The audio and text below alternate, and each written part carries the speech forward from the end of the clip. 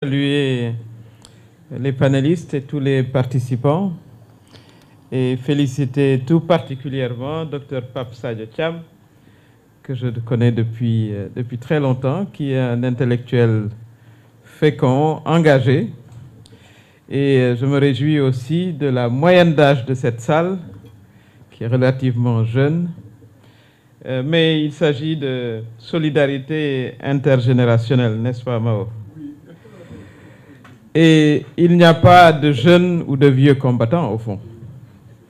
Ce qu'il y a, c'est des femmes et des jeunes épris de justice et qui se lèvent quand ils considèrent que, justement, la justice est bafouée. Et donc, je voudrais également appeler les jeunes, parce qu'il y a une culture de jeunisme qui se développe de par le monde. On a tous été des jeunes, on a eu 1 an, 18 ans, 60 ans, 80 ans. Je salue par exemple l'honorable député Allakan, qui est resté un combattant, qui reste un combattant, que Dieu lui prête encore longue vie.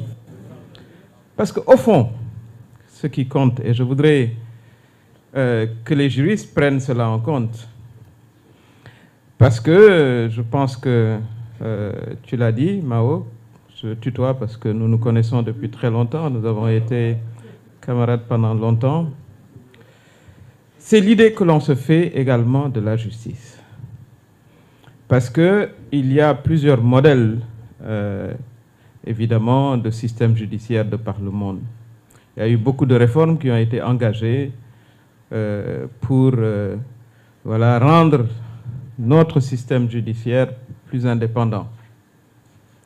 Mais ce que moi j'ai compris par l'expérience, je crois, que j'ai un peu accumulé quand même, c'est que nous vivons une crise de l'éthique et de la morale. Et moi je peux vous dire, quel que soit le système juridique qu'on mettra en place, si que ce soit les juges ou les procureurs, dans l'intimité de leur conscience, ne mettent pas en avant l'éthique et la morale, je peux vous dire que nous n'aurons jamais une justice indépendante. Si nous avons des politiciens qui, au-delà des discours qui peuvent attirer, mobiliser, dans l'intimité de la décision, dans leur bureau, lorsqu'ils sont en situation de prendre des décisions, ne mettent pas en avant l'éthique, la morale et l'intérêt général, nous ne nous en sortirons pas. Et je considère que l'Afrique, en particulier, a une sérieuse crise d'éthique et de morale. Et ça, il va falloir que l'on puisse le régler. Le reniement des engagements, qui est quasiment permanent. Voilà.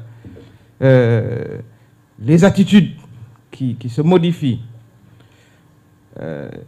Et quel que soit d'ailleurs le blindage des constitutions ou des règles de droit. La corruption, par exemple, qui est endémique sur le continent. Mais de plus en plus, sur place, on met en place des mécanismes de lutte. Mais vous savez, l'ojo to l'ojo, comme disent nos amis gambiens, nos frères gambiens, hands to hand, les dessous de table ou les kickbacks, comme disent les anglophones, il n'y aura jamais de témoin à part Dieu. Donc la seule barrière, au fond, ce ne sera ni la loi, ni la Constitution, ce sera sa propre morale. Et comment devons-nous élever ou réélever les standards de morale et d'éthique dans notre pays? Je crois que c'est une sérieuse question qu'il faut à laquelle nous apportions une réponse. Est-ce qu'il faut commencer par le jardin d'enfants? Est-ce qu'il faut rappeler nos textes religieux? Parce qu'il y a aussi une dichotomie là-bas. Bon, dans toutes les religions, tu ne voleras point. Mais les églises et les mosquées sont remplies de gens qui volent tous les jours.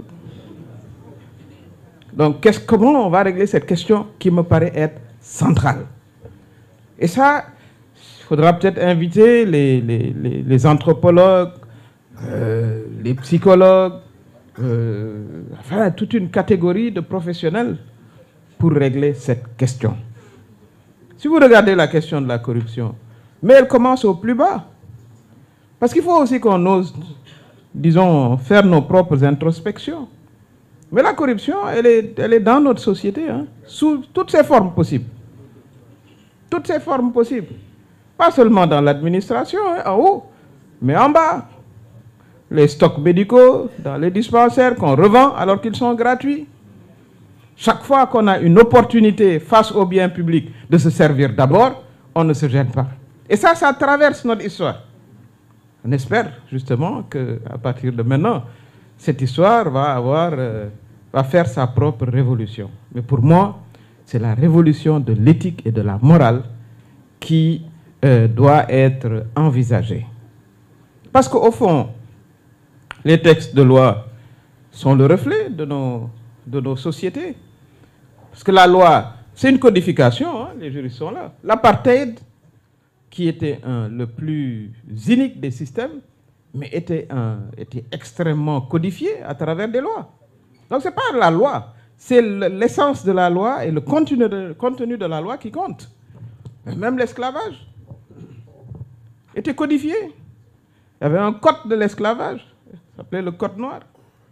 Donc au-delà du mécanisme, et voilà, pas dire du juridisme, parce que le droit, c'est quand même une discipline très sérieuse. Je pense qu'il faut aller bien plus loin et regarder l'esprit de la loi, mais également sonder l'esprit des citoyens. C'est pour ça qu'à mon avis, la question, on ne va pas dire révolution, parce que dès que vous dites révolution, les gens voilà, qui s'en souviennent pensent au Pol Pot et autres là, parce que c'était aussi sous le régime de la révolution culturelle, n'est-ce pas, Souleymane Anta, que voilà, beaucoup de droits ont été bafoués. Mais il faut nécessairement un changement des comportements et des manières de penser. Et ça, il va falloir qu'on s'y mette, qu'on révise nos curriculums d'école. Que la presse, parce qu'on a quand même un sérieux problème avec la presse. Parce que les modèles que l'on vend aux citoyens sont des modèles basés sur le consumérisme. Soit amulé khalis, bokulo. Et qu'on parle aussi à mes sœurs, les dames. Soit khayasoulé, bari or, bari nangam nangam, bon, bokulo. Et si c'est ça la valeur essentielle dans une société, qui se dit d'ailleurs, voilà, religieuse, les normes, etc. Mais il sera très difficile de lutter contre la corruption. Très difficile. Parce que vous savez, à l'arrivée, si on n'embarque pas un changement de comportement général, c'est-à-dire le peuple avec nous dans nos nouvelles valeurs, vous aurez ces contre-valeurs qu'on devra affronter rapidement. Mais Diou Khamoul Teranga, moi je l'ai entendu 1000 fois. Hein. Ah oui, Mimi, elle est bien, mais du joxe khalis. Aïe, Mimi donne joxe khalis, c'est une vie. Mais ça, c'est ancré dans nos valeurs. C'est de l'anthropologie, effectivement. Adieu. Bon, amoulé khalis vous bari da ngay jël 50 000 def ko ay billets 500 ndax enveloppe bi deul.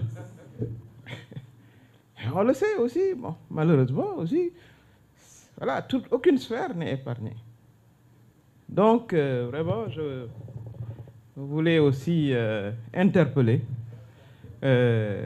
nos penseurs pour que cette dynamique soit prise en compte. Elle n'est pas facile, mais je pense que le monde aujourd'hui dans lequel nous vivons a besoin de redéfinir et de redécouvrir l'éthique et la morale et surtout l'humanisme, parce que les trois vont ensemble. Aujourd'hui, nos sociétés, ce qui compte, c'est le dernier iPhone, c'est la grosse voiture, c'est la maison, etc. Mais lorsque vous êtes honnête, humble et simple, voilà, vous n'intéressez personne. Vous n'intéressez même pas les électeurs.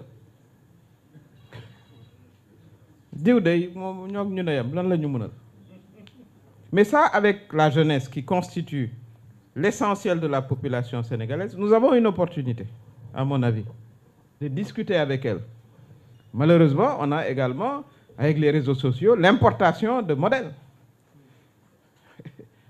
Voilà, je vois que l'Amérique, bon, pour des raisons qui ne sont pas seulement de préservation de sa jeunesse, a interdit TikTok. Je crois que c'est dans une guerre commerciale aussi. Mais il y a aussi une critique à faire à l'ensemble de nos réseaux sociaux qui mettent en avant un système de consommation qui ne correspond pas avec notre niveau de production. Le Sénégalais vit largement en dessus de ses moyens. Et ça, il faut une campagne, à mon avis, pour le mettre en avant.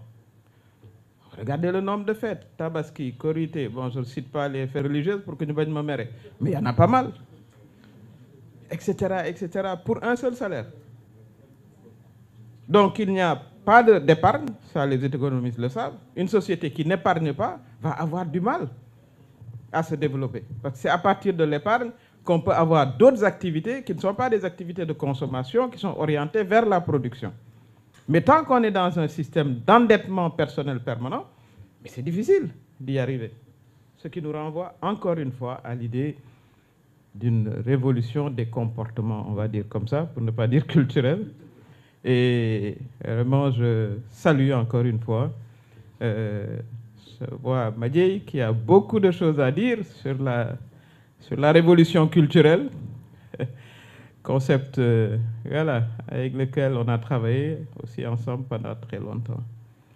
Je voudrais demander sur le président de séance, je voudrais m'excuser, je ne suis pas au mieux de ma forme, mais je tenais à être là parce que je crois que lorsque Pape Sadio démarrait, je crois que j'étais aussi débutante dans ce processus et je souhaite qu'il soit élargi. Je souhaite que nos débats se tiennent aussi parfois en langue nationale. Je souhaite qu'ils soient décentralisés.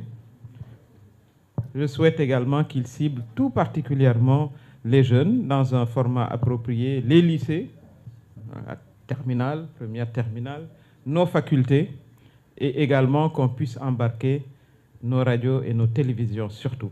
Je pense qu'il faut leur proposer des créneaux horaires avec les thèmes que nous choisirions, mais également qu'on puisse avoir avec nous des chefs religieux qui puissent également prendre en compte cette dimension parce qu'elle est transversale.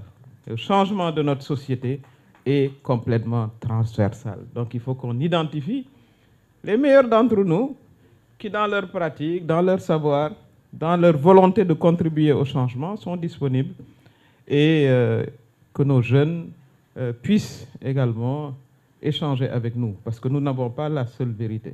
Loin s'en faut. Parce que je crois que quand les choses ont commencé, bon, il y a toujours des anciens turbulents, mais la plupart des anciens disaient non, ndank, ndank, ndank.